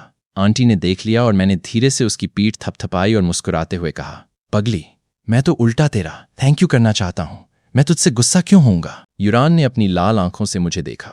उसका गिल्ट कम होने का नाम ही नहीं ले रहा था। पर वो इकलौती एलिक्सिर की बॉटल थी जो मैं तुम्हारे लिए ला सकती थी। ये सुनकर मेरे दिल में आया कि भाई, मैं कितना लकी हूं जो मुझे ऐसी मंगेतर मिली। मैंने प्यार से उससे कहा, टेंशन मत लो, एलिक्सिर का जुगाड़ मैं खुद कर लूंगा। तुम अब जाकर आराम करो और मेरी अच्छी खबर का वेट करो। यूरान थोड़ी देर चुप रही, फिर उसने सिर हिलाया। ठीक है, तुम बस अपनी तरफ से ट्राई करना, खुद पर प्रेशर मत डालना। रिजल्ट जो भी हो, मैं तुम्हें ब्लेम नहीं करूंगी। ये कहकर वो शू पैलेस से बाहर निकल गई और शहर के बाहर बने क्लाउडी माउंटेन की तरफ चली गई, जहां जादुई जड़ी बूटियां मिलती थीं। वो जैंग फैन को इस मुश्किल में अकेला नहीं छोड़ना चाहती थी, इसलिए अपनी तरफ से पूरी हेल्प करना चाहती थी। भले ही इन जड़ी बूटियों का असर एलिक्सिर जैसा ना हो, पर कुछ ना होने से तो अच्छा ही था। इस बीच मैं भी शू पैलेस से निकला और सीधे डैड की कब्र पर पहुंचा। डैड, आपका बेटा आपसे मिलने आया है। मैंने कब्र के पास की मिट्टी को पूरे 3 फीट तक खोदा, तब जाकर मुझे वो ब्लैक कलर का लकड़ी का बॉक्स मिला। अरे, ये तो अभी तक बिल्कुल नहीं सड़ रहा है। लगता है ये कोई आम लकड़ी नहीं है, वरना अब तक तो मिट्टी में वापस मिट्टी हो चुकी होती। जैसे ही मैंने बॉक्स खोला, अंदर का नज़ारा देखकर मेरे होश उड़ गए। वहां ग्लास की 2 बॉटल्स में डार्क ग्रीन कलर का लिक्विड रखा था। ये और कुछ नहीं बल्कि मीडियम लेवल एलिक्सिर था। मैं खुशी से उछल पड़ा। डैड सच में मेरे लिए कल्टीवेशन का पूरा जुगाड़ करके गए थे। मैंने जैसे ही उन बॉटल्स को उठाया, देखा कि उनके नीचे एक लेटर और एक पुरानी स्क्रिप्ट रखी हुई थी। लेटर देखते ही मेरा दिल तेजी से धड़कने लगा। मैंने कांपते हाथों से उसे खोला। उस पर डैड की ही हैंडराइटिंग थी। फैन बेटा, जब तुम ये लेटर पढ़ रहे होगे, मुझे मरे हुए 3 साल हो चुके होंगे। क्या तुम्हारा वो बीज फट गया? क्या तुम्हारी शादी शू यिलिंग से हो गई? क्या तुम एकदम फिट हो? आज तुम कैसे दिखते होगे? डैड ये सब देखना चाहते थे, पर अफसोस मैं नहीं देख पाया। मुझे उम्मीद है तुमने मेरी कसम पूरी होने के बाद ही ये बॉक्स खोला होगा, क्योंकि बीज फटने के बाद ही ये चीज़ें तुम्हारे काम आएंगी। ये 2 बॉटल मीडियम लेवल एलिक्सिर तुम्हारे लेवल को बूस्ट करने के लिए हैं, पर सबसे ज़रूरी चीज़ इसके नीचे रखी वो स्क्रिप्ट है। डैड का टैलेंट बहुत नॉर्मल था। पूरी लाइफ मेहनत करके भी मैं सिर्फ एक 2 स्टार सोल मास्टर बन पाया। उम्मीद है मेरा बेटा मुझसे आगे बढ़कर एक महान सोल मास्टर बनेगा और अपना हक खुद छीनेगा। लास्ट में ये बॉक्स तुम्हारी मॉम तुम्हारे लिए छोड़ गई थी। उन्होंने कहा था कि जब तुम 5 स्टार सोल मास्टर बन जाओगे, तब तुम इस बॉक्स का सीक्रेट लॉकर खोल पाओगे। उसे ना खोल पाना मेरी लाइफ का सबसे बड़ा रिग्रेट था। अगर किसी दिन तुम उसे खोल लो तो मुझे याद से बता देना कि उसके अंदर क्या था। ऑल द बेस्ट बेटा। लाइफ में बहुत से अप्स एंड डाउन्स आएंगे, पर कभी हार मत मानना। ओके भाई। डैड ने जाते जाते भी पूरा होमवर्क दे दिया था। चिन फैमिली के हर जनरेशन के हेड को एक पुश्तैनी खजाना मिलता था, एक ऐसा मैजिकल टूल जो कुछ देर के लिए उनकी सोल पावर को बढ़ा देता था। उसे यूज करके उनका लेवल एक सोल अप्रेंटिस के बराबर हो जाता था। बस इसी एक टूल के दम पर चिन फैमिली इस शहर की इतनी बड़ी पावर बनी बैठी थी। पर जब मैंने उस स्क्रिप्ट को देखा तो पहले तो वो कुछ समझ नहीं आया। उसे लगातार देखने से मेरा सिर चकराने लगा। इस पर लिखा था Tao soul scripture part 1/8 star soul master शाओ याओ डाजन। इसे सिर्फ वही पढ़ सकता था जिसकी सोल पावर बहुत स्ट्रांग हो। एक आम इंसान अगर इसे देखेगा तो उसका सिर फटने लगेगा या उसकी आत्मा ही खत्म हो जाएगी। संभल कर कल्टीवेशन करें। तब मुझे समझ आया कि इसे आंखों से नहीं बल्कि अपनी सोल की पावर से पढ़ना है। ये रियलाइज होते ही मैं बेहद खुश हुआ और आगे बढ़ता गया, जब तक कि मेरे सिर में दर्द शुरू नहीं हो गया। दर्द बढ़ते ही मैंने उसे बंद कर दिया। मैं तुरंत कब्र के सामने पालथी मारकर बैठ गया और जो कुछ पढ़ा था उसे अपने अंदर उतारने लगा। जैसे मैंने पहले वाले मंत्रा को आसानी से समझ लिया था, वैसे ही इसे भी मैंने कुछ ही घंटों में पूरा डाइजेस्ट कर लिया। सामने रखी 2 बॉटल्स में से मैंने एक बॉटल एलिक्सिर पी लिया और दूसरी अपनी जेब में रख ली। जैसे ही वो हाई पावर एलिक्सिर मेरी बॉडी में गया, उसमें से भयंकर एनर्जी रिलीज होने लगी। मैंने तुरंत कल्टीवेशन शुरू किया और उस एनर्जी को सोख लिया। थोड़ी ही देर में मेरी बॉडी में एक झटका लगा और मैं कल्टीवेशन के 3rd लेवल पर पहुंच गया। भाई साहब, मीडियम लेवल एलिक्सिर का इतना तगड़ा असर है, तो हाई लेवल या गॉड लेवल वाले का क्या सीन होगा? मैंने डैड की कब्र के आगे हाथ जोड़े और वापस शहर की तरफ चल दिया। पर मैं शू पैलेस नहीं गया। मैं सीधे एक सुनसान सी दुकान पर पहुंचा जिसका नाम था ट्रेजर हाउस। ये ट्रेजर हाउस गुजो सिटी के 2nd नंबर वाले एलिक्सिर परिवार यानी चैन फैमिली की दुकान थी। चैन फैमिली के पास चीन फैमिली जैसा कोई मैजिकल टूल नहीं था जो उनकी सोल पावर बढ़ा सके, इसलिए वो बहुत बेसिक सी दवाइयां बनाते थे और उनका बिजनेस एकदम ठप पड़ा था। मतलब दुकान थी, बिजनेस था, बस कस्टमर नाम की चीज गायब थी। वहां जाने से पहले मैंने एक बड़ा सा ब्लैक हुडी पहन लिया था और चेहरे पर मास्क लगा लिया था। जैसे ही मैं दुकान में घुसा, काउंटर पर बैठा मैनेजर एकदम सुस्त टोन में बोला, हाँ भाई, क्या चाहिए? मैंने बिना कुछ बोले जेब से वो मीडियम लेवल एलिक्सर निकाला और काउंटर पर रख दिया। एक्सचेंज करना है। मैनेजर ने अजीब नजरों से उस बॉटल को देखा, पर जैसे ही उसने लिक्विड को ध्यान से चेक किया, वो अपनी सीट से उछल पड़ा। ये कहीं मीडियम लेवल एलिक्सर तो नहीं है? पूरे 10 साल हो गए, आज जाकर दोबारा इसे देख रहा हूं। उसकी आवाज कांप रही थी और वो मुझे एकदम वीआईपी वाली इज्जत देने लगा। अरे ओए, खड़े क्या हो? सर के लिए चाय लाओ, एकदम कड़क वाली। ये सुनकर मैं भी अंदर से चौकन्ना हो गया। 10 साल पहले, यानी वो डैड का ही बनाया हुआ एलिक्सर था। चाय की जरूरत नहीं है, मुझे इसके बदले कुछ रॉ मटेरियल्स चाहिए। आपकी दुकान इसके बदले कितना माल दे सकती है? मैंने काउंटर पर रखे पेन से उन मटेरियल्स के नाम लिख दिए। ये तो एलिक्सर बनाने का मटेरियल है। मैनेजर अब और ज्यादा एक्साइटेड हो गया। उसकी टोन में एक अलग ही डर और इज्जत आ गई थी और वो अनजाने में मेरे सामने झुकने लगा था। सर, क्या आप कोई सोल मास्टर हैं? क्योंकि पूरे गुजो सिटी में चीन चांग शेंग के अलावा किसी और को इन मटेरियल्स की जरूरत नहीं पड़ती थी, अनलेस कि वो खुद एक सोल मास्टर हो जो नया माल तैयार कर रहा हो। मैंने अपनी आवाज को थोड़ा भारी और कड़क किया। क्या तुम्हें यह जानना जरूरी है? वो एकदम डर गया और हाथ जोड़कर बोला, माफ करना सर, मेरी जुबान फिसल गई। अगर सामने खड़ा बंदा सच में एक सोल मास्टर था तो उसकी 10 जानें भी कम पड़ जाती। फालतू बातें छोड़ो, ये बताओ कितना माल मिलेगा? मैनेजर ने फौरन कैलकुलेट किया। मार्केट रेट के हिसाब से एक मीडियम लेवल एलिक्सर 10,000 चांदी के सिक्कों का है और एलिक्सर का मटेरियल 1,000 का एक पैकेट आता है, तो इस हिसाब से आपको 10 पैकेट मिल सकते हैं। तभी मैनेजर की आंखों में एक चमक आई और वो हाथ मलते हुए बोला, पर सर, अगर आप आगे भी अपना एलिक्सर हमारी दुकान को ही बेचें तो मैं अपनी तरफ से आपको 11 पैकेट दे सकता हूं। मैंने थोड़ा सोचा और कहा, डील पक्की। मैनेजर खुश हो गया और तुरंत 11 पैकेट लाकर मेरे सामने रख दिए। सर, आपसे एक बात शेयर करनी है। कल इस गुजो सिटी के एलिक्सर परिवारों का एक बड़ा कंपटीशन है। अगर आपके पास कोई एक्स्ट्रा एलिक्सर हो तो क्या आप उसे हमारी चैन फैमिली की तरफ से वहां शोकेस कर सकते हैं, ताकि हमारी चैन फैमिली की भी थोड़ी कॉलर ऊंची हो सके। उसकी तरस भरी शक्ल देखकर मैंने थोड़ा सा सिर हिलाया। ट्राई करूंगा, ये कहकर मैं तुरंत ट्रेजर हाउस से बाहर निकल आया। जब मुझे श्योर हो गया कि कोई मेरा पीछा नहीं कर रहा तो मैंने एक सुनसान गली में जाकर अपना हुडी और मास्क उतारा और एक नॉर्मल लड़के की तरह सड़क पर आ गया। अभी मैं कुछ ही कदम चला था कि तभी एक जानी पहचानी कमीनी हंसी सुनाई दी। अरे देखो, यहाँ कौन घूम रहा है? लुझेंग पूरे टशान में घोड़े पर बैठा था और उसके बगल में चिन चैंग शेंग चल रहा था। मुझे देखते ही दोनों ने अपने घोड़े की रस्सी खींची और रुक गए। लुझेंग ने पास में बने ट्रेजर हाउस को देखा और हंसते हुए बोला, चीन अंकल, कुछ लोग दिन में भी सपने देखते हैं। यहाँ घटिया एलिक्सर ढूंढने आए हैं क्या? चैंग शेंग ने मुझे एक हिकारत भरी नजर से देखा और ठंडे लहजे में बोला, इस गुजो सिटी में हमारी चीन फैमिली के अलावा कहीं भी एलिक्सर नहीं मिलने वाला। तुम इस कबाड़ दुकान में एलिक्सर ढूंढ रहे हो, रास्ता भटक गए हो भाई। इनसे भीख मांगने से अच्छा है कि लू साहब के आगे हाथ जोड़ लो। लुझेंग ने कमीनी मुस्कान के साथ कहा, अरे मुझसे एलिक्सर मांगने से अच्छा है कि मुझसे ये भीख मांगे कि मैं इसकी मंगेतर को छोड़ दूं। हाँ, कहकर उसने घोड़े को चाबुक मारा और आगे निकल गया। चिन चैंग शेंग ने मुझे एक लास्ट वार्निंग दी, एलिक्सर का सपना देखना छोड़ दो। जब तक चिन चांग शेंग जिंदा है तुम्हें लाइफ में एलिक्सर की एक बूंद भी नसीब नहीं होगी। ये कहकर वो भी लुझेंग के पीछे भाग गया। मैंने बस अपने कंधे उचकाए। साले, तुम्हारा वो घटिया लो लेवल एलिक्सर तो कुत्ते भी न सूंघें। पर मुझे ये नहीं पता था कि मेरे जाने के कुछ ही देर बाद उस ट्रेजर हाउस में एक लड़की आई थी। मैनेजर उसके आगे हाथ जोड़कर कांपते हुए खड़ा था। मैम, जो कुछ हुआ वो मैंने आपको बता दिया। वो चैन साइलिंग थी, चैन फैमिली की बड़ी बेटी। वो एकदम टॉल और बेहद खूबसूरत थी, पर उसकी आंखों में एक अजीब सा तीखापन था। उसने सीरियस होकर पूछा, क्या तुमने उसका पीछा करके उसकी पहचान जानने की कोशिश की?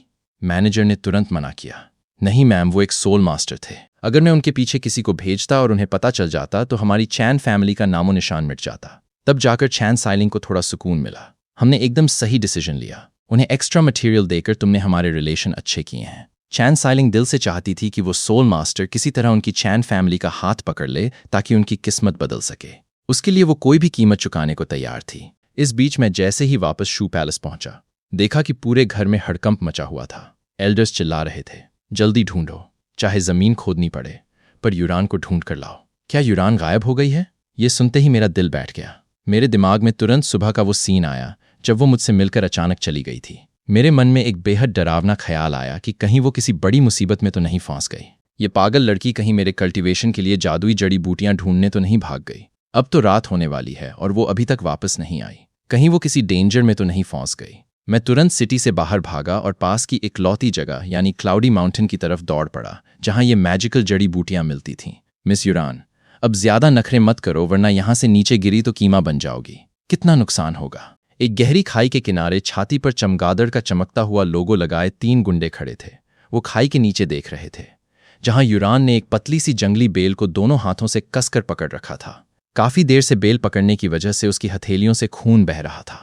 पूरी ताकत खत्म होने की वजह से उसका चेहरा सफेद पड़ चुका था और उसकी बॉडी बुरी तरह कांप रही थी। और उसके ठीक नीचे थी बिना एंड वाली डरावनी गहरी खाई। जल्दी ऊपर आ जाओ, हमारा तुमसे कोई पर्सनल झगड़ा नहीं है। हम तो बस तुम्हें किडनैप करके लुझेंग से अपना जुए का पुराना कर्ज वसूलना चाहते हैं। हम प्रॉमिस करते हैं कि तुम्हें खरोंच तक नहीं आएगी। वो बोल तो शरीफों वाले वर्ड्स रहे थे, मगर शक्लें देखकर लग रहा था कि शरीफों के खानदान में इनका दाखिला पीढ़ियों पहले ही बंद हो चुका था। पर उनकी भूखी आंखें यूरान की खूबसूरत बॉडी को ऊपर से नीचे तक ऐसे स्कैन कर रही थीं कि अगर वो उनके हाथ आ गई तो उसके साथ क्या गंदा सीन होने वाला था, ये तो कोई भी समझ सकता था। यूरान ने दर्द में अपने दांत भींचे और चिल्लाई, ख्वाब देखना छोड़ दो, साली को ऊपर खींचो। मुझे नहीं लगता कि इसमें इतनी हिम्मत है कि ये हाथ छोड़कर सुसाइड कर ले, ल्यूटेनेंट। यूरान की आंखों से आंसू बह निकले। उसने मन में कहा, सॉरी फैन, इस जन्म में हमारा साथ यहीं तक था, अगले जन्म में मैं तुम्हारी वाइफ बनूंगी। तभी मैंने आगे बढ़कर उन गुंडों पर अटैक किया। वो संभल पाते उससे पहले ही मैंने उन्हें यमराज के पास भेज दिया। आखिरी गुंडे ने मरते मरते भी मुझे धमकी दे दी, तुम्हारी इतनी हिम्मत, हमारे ब्लड बैट पैलेस के बंदों को मारा है, तू तो अब गया बेटे फैन। यूरान ने कांपती आवाज में मुझे पुकारा। मैंने उसे खींचकर खाई से बाहर निकाला और कसकर गले से लगा लिया। बड़ी मुश्किल से तुम मुझे मिली हो। यहां माउंटेन पर जड़ी बूटियां तो लाखों हैं, पर मेरी यूरान सिर्फ एक है। आज के बाद मेरे लिए ऐसा डेंजरस रिस्क मत लेना। अगर तुम्हें कुछ हो जाता तो मेरा क्या होता। ये सुनते ही यूरान के चेहरे पर एक प्यारी सी स्माइल आ गई और उसे अंदर से बहुत अच्छा लगा। क्या मैं फैन के लिए सच में इतनी इंपॉर्टेंट हूं? वो शांति से मेरी चौड़ी छाती से टिक गई। इतने घंटों से जो उसकी सांसें अटकी हुई थीं वो अब नॉर्मल हुईं और भयंकर थकावट की वजह से वो मेरी बाहों में ही गहरी नींद में सो गई। मैं उसे जगाना नहीं चाहता था, इसलिए उसे गोद में लिए रखा। तभी मेरी नज़र ज़मीन पर पड़ी उन ब्लड बैट पैलेस के गुंडों की डेड बॉडीज पर गई। मैंने थोड़ा दिमाग दौड़ाया और उनके कपड़े चेक किए। तभी मुझे एक गुंडे की जेब से एक चमकीला मेटल का टोकन मिला, जिसे देखकर मैं खुश हो गया। अरे ये तो ब्लड बैट पैलेस का सीक्रेट टोकन है। मुझे याद आया कि सिटी के मेयर ने इन गुंडों पर भारी इनाम रखा था। जो भी ब्लड बैट पैलेस के एक गुंडे को मारेगा उसे मेयर के पर्सनल मैजिकल पूल में एक बार कल्टिवेशन करने का VIP चांस मिलेगा। शहर के बहुत से वॉरियर्स ने उसी पूल के दम पर अपना लेवल बूस्ट किया था। मैंने उस टोकन को संभाल कर अपनी जेब में रखा और आसपास देखा। चारों तरफ घना अंधेरा हो चुका था और रात के इस साये में माउंटेन से नीचे उतरने का रास्ता ढूंढना इम्पॉसिबल था। इसलिए मैंने पास में एक सेफ गुफा ढूंढी और यूरान को लेकर रात बिताने के लिए अंदर चला गया। जब वो आराम से सो रही थी तब मैं भी खाली नहीं बैठा। मैंने ट्रेजर हाउस से लाए 11 पैकेट रॉ मटेरियल्स निकाले और अपना एलिक्सर बनाने का ट्राई करने लगा। अगली सुबह जब सूरज की पहली किरण चमकी तो मैंने जमीन पर पड़ी राख के ढेर को देखकर अफसोस जताया, धत तेरे की। 3 पैकेट मटेरियल कचरा हो गया। पर तभी मेरे चेहरे पर एक अजीब सी स्माइल आई। जब से ताइशु एंशिएंट ट्री की उस ग्रीन लाइट ने मेरी सोल पावर को बूस्ट किया था, तब से मेरा दिमाग इतना शार्प हो चुका था कि इस लो लेवल एलिक्सर को बनाना मेरे लिए बच्चों का खेल बन गया था। मेरे सामने ग्लास की 8 बॉटल्स रखी हुई थीं, जिनमें से 7 बॉटल्स हाई लेवल एलिक्सर की थीं और एक बॉटल तो भाई साहब गॉड लेवल एलिक्सर बन चुकी थी। उसकी पावर चैन फैमिली के उस घटिया लो लेवल माल से पूरे 10 गुना ज्यादा थी। मैंने बिना टाइम वेस्ट किए वो गॉड लेवल एलिक्सर पी और कल्टिवेशन में डूब गया। केवल 1 घंटे के अंदर वो पूरी एनर्जी मेरी बॉडी में सेटल हो गई और मैं कल्टिवेशन के 4th लेवल पर पहुंच गया। यहां तक कि मैं 5th लेवल के भी बिल्कुल करीब था। मैं खुद हैरान था। शू यिलिंग को 3rd से 4th लेवल पर जाने के लिए पूरे 10 दिन लगे थे, वो भी तब जब वो रोज चिन फैमिली का एलिक्सर पीती थी और मुझे सिर्फ एक बॉटल गॉड लेवल माल से ये सक्सेस मिल गई। इसका असर सच में अनबिलीवेबल था। 4th लेवल की कड़क पावर को अपनी बॉडी में फील करके मैंने अपने पास सो रही यूरान के खूबसूरत चेहरे को देखा और मुस्कुराया। यूरान, अब मैं सच में तुम्हें हर मुसीबत से प्रोटेक्ट कर सकता हूं। इस वक्त शू पैलेस के अंदर लुझेंग का पसीना छूट रहा था और उसका चेहरा पूरी तरह उतरा हुआ था। वो पागलों की तरह अपने सामने रखी 10 खाली बॉटल्स को देख रहा था। ऐसा कैसे हो सकता है? मैंने सारी बॉटल्स खाली कर दी, फिर भी मेरा लेवल अप क्यों नहीं हुआ? बगल में खड़ी वॉन्गिंग फेंग का भी दिमाग काम नहीं कर रहा था। ये तो इम्पॉसिबल है। 9th ग्रेड का गॉड लेवल पावर और ऊपर से चिन फैमिली की 10 बॉटल्स। इतने माल में तो एक सुअर भी लेवल अप कर जाता। पर लुझेंग जहां था वहीं अटका रहा। उसने लुझेंग को सांत्वना देते हुए कहा, झेंग बेटा, टेंशन मत लो। कभी कभी ज्यादा जल्दी करने से कल्टीवेशन का बैलेंस बिगड़ जाता है। वैसे भी तुम हारे थोड़ी ही हो। उस भिखारी जैंग फैन के पास ना तो कोई पावर है और ना ही एलिक्सर। वो तो लेवल 1 भी क्लियर नहीं कर पाया होगा। तुम दोनों का मैच कम से कम टाई तो है ही। ये सुनकर लुझेंग ने राहत की सांस ली और टशान में बोला, उस साले की क्या औकात जो मुझसे कंपेयर करे। मेरा लेवल अप नहीं हुआ तो क्या, थोड़ा टाइम लगेगा, पर वो साला तो जिंदगी भर उसी कचरे में सड़ेगा। चलिए चची चलते हैं मैन हॉल में। तभी मैं और यूरान सुबह की ताज़ी धूप के बीच शू पैलेस पहुंचे। फैन यूरान ने शू पैलेस के बड़े गेट को देखा, पर उसके कदम आगे नहीं बढ़ रहे थे, क्योंकि उसे पक्का यकीन था कि ये मैच हम हार चुके हैं और अब उसे मजबूरी में लुझेंग से शादी करनी पड़ेगी। उसने अपने होंठ भींचे और भारी मन से कहा, तुम अगर हार भी गए तो खुद को ब्लेम मत करना, मैं तुमसे गुस्सा नहीं होऊंगी। इन कुछ दिनों में वो मुझे अपना हस्बैंड मान चुकी थी। अगर मैं सच में हार गया तो वो लुझेंग की बनने से अच्छा अपनी जान दे देगी। उसका ये मूड भांपकर मैंने उसका हाथ थाम लिया और पूरे कॉन्फिडेंस से कहा, मैंने प्रॉमिस किया था ना कि मैं तुम्हें प्रोटेक्ट करूंगा, आज भी और हमेशा भी। ये कहकर मैंने उसका हाथ पकड़ा और शू पैलेस के गेट के अंदर कदम रख दिए। 10 साल तक इस घर में नौकरों जैसी लाइफ जीने के बाद आज पहली बार मैं शू फैमिली की आंखों में आंखें डालकर देखना चाहता था। मुझे पूरी दुनिया को प्रूव करना था कि मैं कोई कचरा नहीं हूं और मैं जैंग फैन इस शू यूरान के बिल्कुल लायक हूं। हमारे कदम रखते ही पूरे पैलेस में हल्ला मच गया। शू शिंगयान तुरंत अपनी फौज लेकर बाहर आया और आते ही यूरान पर चिल्लाने लगा, यूरान तू कल से कहाँ गायब थी? हमारी जान हलक में फंसा दी थी तूने। अपने पापा का ये गुस्सा देखकर यूरान की आंखों में एक सूनापन आ गया। वो ठंडे लहजे में बोली, पापा आपको मेरी फिक्र थी या इस बात का डर था कि लुझेंग की विश पूरी नहीं होगी और आपकी फैमिली का वो बड़ा सपोर्ट हाथ से निकल जाएगा? अगर सेकंड वाली बात है तो चिल मारिए। शू फैमिली में मेरा होना या ना होना बराबर है। आपके पास याइलिंग सिस्टर है ही। शू जेंगयान का गुस्सा हवा हो गया। वो कुछ बोल नहीं पाया। यिलिंग के आने के बाद से यूरान को हमेशा साइडलाइन किया गया था। ऊपर से वांग यिंग फेंग उस पर छुपकर जुल्म करती थी। ये बात सबको पता थी। उसने बात संभालते हुए कहा, चलो आ गई तो ठीक है। तभी उसकी नज़र मेरे और यूरान के जुड़े हुए हाथों पर गई। उसकी भौहें सिकुड़ गईं। झांग फैन, इन 3 दिनों में तुम्हारा कल्टीवेशन कैसा रहा? मैंने शांति से पेपर पर 2 वर्ड लिखे, ठीक ठाक। शू जेंगयान सोच में पड़ गया। ठीक ठाक? क्या बिना पावर के भी इस लड़के ने कुछ अचीव कर लिया? पर फिर उसने सोचा कि जब 9th ग्रेड वाले लुझेंग का 3 दिन में कुछ नहीं हुआ तो जांग फैन की क्या बिसात? मेरे पीछे आओ। थोड़ी ही देर में सब लोग शू फैमिली के मेन हॉल में इकट्ठे हो गए। खानदान के छोटे बड़े 50 लोग वहां मौजूद थे।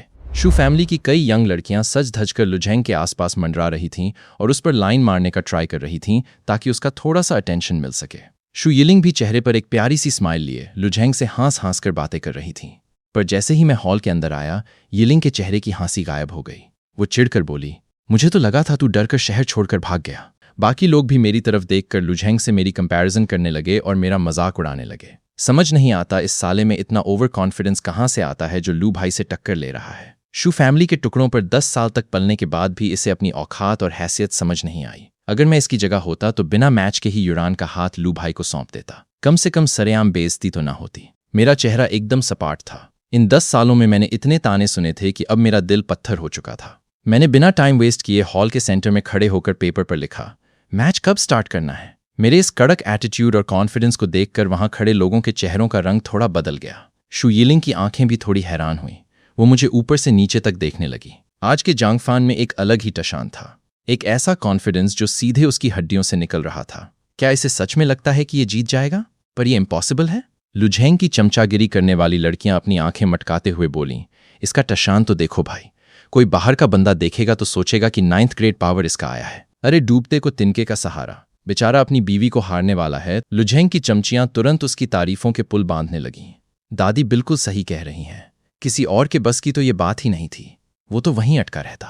हाँ और नहीं तो क्या। वैसे भी इस टैलेंट का मुकाबला वो बिना पावर वाला कचरा तो कभी नहीं कर सकता।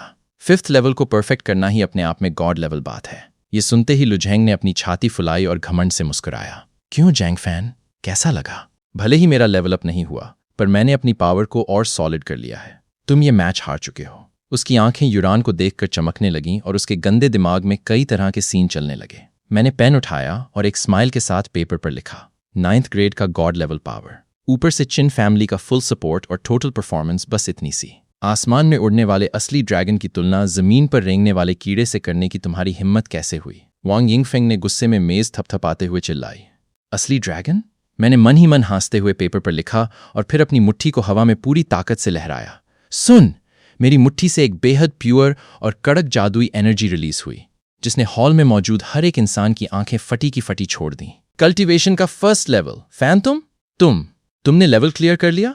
यूरान ने अविश्वास में अपने मुंह पर हाथ रख लिया और खुशी से चीख पड़ी। स्विमिंग की आंखें शौक से फैल गईं। वो बड़बड़ाया, उसके पास वाकई जादुई पावर है। लुझेंग की चमचागिरी करने वाली लड़कियां तो जैसे स्टैचू बन गईं, और खुद लुझेंग अपनी फटी आंखों से मुझे ऐसे घूर रहा था जैसे उसने कोई भूत देख लिया हो। जिस कचरे को वो पैरों की धूल समझता था, उसने न सिर्फ कल्टीवेशन शुरू कर दिया था बल्कि उसे टक्कर भी दे दी थी। वांग यांगफेंग को अपनी बेइज्जती फील हुई तो वो फौरन ठंडे लहजे में बोली, सिर्फ फर्स्ट लेवल ही तो है, ऐसे उछल रहे हों जैसे आसमान तोड़ लिया हो। फर्स्ट लेवल क्लियर करने और फिफ्थ लेवल को परफेक्ट करने में जमीन आसमान का फर्क है। फिफ्थ लेवल की मेहनत इससे 5 गुना ज्यादा होती है, समझे? चमचागिरी करने वाली लड़कियां भी फौरन सुर में सुर मिलाने लगीं। हाँ और नहीं तो क्या, पावर हो तो एक कुत्ता भी फर्स्ट लेवल क्लियर कर ले। 3 दिन में फिफ्थ लेवल को परफेक्ट करना असली टैलेंट है। पता नहीं इसे किस बात का घमंड है। मैंने उनकी बकवास पर ध्यान नहीं दिया। मैंने दोबारा अपना हाथ उठाया और हवा में एक और पंच मारा। पटाक! इस बार हवा में इतनी तेज गूंज हुई कि लोगों के कान बजने लगे। यूरान का मुंह खुला का खुला रह गया। Second level. फैन, तुमने सिर्फ 3 दिन में सेकेंड लेवल अचीव कर लिया। इस बार स्विमिंग भी अपनी सीट पर टिक नहीं पाई। उसके चेहरे पर गहरी हैरानी थी। सिर्फ 3 दिन में सेकेंड लेवल? ये तो मैं भी नहीं कर पाया था। लुझेंग का साथ देने वाली लड़कियों को ऐसा लगा जैसे किसी ने उनके चेहरे पर जोरदार तमाचा जड़ दिया हो। वह सब हकलाने लगीं और उनके मुंह से एक वर्ड नहीं निकला। लुझेंग का चेहरा गुस्से से लाल हो चुका था। अगर फर्स्ट लेवल से मैं उसके बराबर आया था तो सेकेंड लेवल पर पहुंचकर मैंने उसे सीधा मलबे में दबा दिया था। वांग यांगफेंग का भी गला सूख गया था, पर वो फिर भी बात घुमाते हुए बोली, सेकेंड लेवल भी कोई बहुत बड़ी तोप नहीं है। बस इतना कह सकते हैं कि तुम मुश्किल से जेंग बेटा के प्रोग्रेस के आसपास पहुंचे हो। पर उसके मुंह से ये वर्ड निकले ही थे कि मैंने बिना रुके हवा में तीसरा पंच दे मारा। धमाका! वो आवाज इतनी कड़क थी जैसे पूरे हॉल के लोगों के गाल पर एक साथ तमाचा पड़ा हो। क्या? स्विमिंग शॉक के मारे अपनी जगह से उठ खड़ी हुई और हड़बड़ाहट में उसकी कुर्सी ही पीछे गिर गई। पर उसने ध्यान नहीं दिया। उसकी पूरी बॉडी कांप रही थी। Third level! इम्पॉसिबल! 3 दिन में थर्ड लेवल पर पहुंचना? ये तो 9th ग्रेड का गॉड लेवल पावर भी नहीं कर सकता। जांगफेन, तू आखिर क्या चीज है? अब किसी भी लड़की में चू करने की भी हिम्मत नहीं बची थी। वो खुद सालों से कल्टीवेशन कर रही थी और बड़ी मुश्किल से थर्ड लेवल पर पहुंची थी, और इस लड़के ने सिर्फ 3 दिन में ये कर दिखाया था। लुझंग और वांग यिंगफेंग के चेहरों पर अब घमंड की जगह खौफ साफ दिख रहा था। 3 दिन में थर्ड लेवल का मतलब सिर्फ जीतना नहीं था। इसका मतलब था लुझंग को जमीन पर पटक कर उसके चेहरे को बूटों से कुचल देना। पूरे हॉल में कब्र जैसा सन्नाटा छा गया। मैंने सबके सामने आगे बढ़कर यूरान को कमर से अपने करीब खींचा और पेपर पर कड़क शब्दों में लिखा, यूरान सिर्फ इस जांगफान की वाइफ है और उसे मुझसे छीनने की औकात किसी में नहीं है। इन अल्फाज की गूंज से लोगों के दिल कांप गए। लुझेंग को अपनी जिंदगी की सबसे बड़ी बेइज्जती फील हो रही थी। वो पागलों की तरह चिल्लाया, जांगफान साले ज्यादा उड़ मत। तुझे एक सीक्रेट बात बता दूं, TNG पेविलियन के बड़े मास्टर्स इस वक्त गुजो सिटी के रास्ते में हैं। वो मुझे लेने आ रहे हैं और मैं सीधा TNG पेविलियन का VIP मेंबर बनूंगा। और तू सिर्फ थर्ड लेवल का एक कीड़ा है। मेरे सामने तेरी कोई औकात नहीं है। ये कहकर वो गुस्से में पांव पटकता हुआ हॉल से बाहर भाग गया। मैंने बस अपने कंधे उचकाए। सच कहूं तो मुझे लूजिंग के उस 9th ग्रेड पावर पर पहले से ही शक था। मेरे पास तो सिर्फ एक ट्रांसपेरेंट पावर था। फिर भी मैंने गॉड लेवल एलिक्सिर के दम पर 3 दिन में 4th लेवल अचीव कर लिया था। हालांकि मैंने इन्हें सिर्फ थर्ड लेवल ही दिखाया था। तो ऐसा कैसे हो सकता है कि 9th ग्रेड का पावर होने के बाद भी लुझेंग एक लेवल भी अप न कर पाए? जब TNG पेविलियन के मास्टर्स आकर उसका टेस्ट लेंगे तब दूध का दूध और पानी का पानी खुद हो जाएगा। वांग यांगफेंग की इज्जत का आज सरेआम कचरा हो चुका था। जिस भतीजे पर वो इतना उछल रही थी उसे एक कचरे ने धूल चटा दी थी। उसने मुझे नफरत से घूरते हुए कहा, ठीक है जांगफेन, तुम्हारे पास पावर आ गया तो तुम खुद को शहंशाह समझने लगे। सुनो, पहले तुम अनाथ थे, इसलिए मैंने सोचा था कि शादी में तुमसे कोई शगुन या दहेज नहीं लूंगी। पर अब जब तुम इतने कैपेबल बन ही गए हो तो ठीक 10 दिन बाद मुझे एक शानदार और महंगा शगुन तैयार मिलना चाहिए। अगर तुम वो इंतजाम नहीं कर पाए तो मुझसे बुरा कोई नहीं होगा। मैं यूरान की शादी किसी और से कर दूंगी। ये कहकर वो भी गुस्से में पांव पटकती हुई निकल गई। यूरान की खुशी पल भर में गायब हो गई और उसके चेहरे पर फिर से टेंशन की लकीरें आ गईं। वान, मेरे पास जो थोड़े बहुत चांदी के सिक्के हैं वो इसके लिए बहुत कम हैं। दादी जानबूझकर तुम्हें फंसा रही हैं। तुम कितना भी ले जाओगे वो कोई न कोई कमी निकाल कर रिजेक्ट कर देंगी। अगर ये कुछ दिन पहले की बात होती तो शायद मैं भी परेशान हो जाता। तो दोस्तों, आज के पार्ट 1 से हमें यह सबक मिलता है कि किसी इंसान को सिर्फ इसलिए कमज़ोर नहीं समझना चाहिए कि आज वो कमज़ोर नज़र आ रहा है, क्योंकि वक्त बदलते देर नहीं लगती। कहावत है ना, ऊंची दुकान फीकी पकवान, असल ताकत वक्त आने पर ही सामने आती है। किस्मत अगर रास्ता रोके तो हिम्मत से रास्ता बनाओ। जो तुम्हें कचरा समझें एक दिन उन्हें अपनी असल औकात दिखाओ।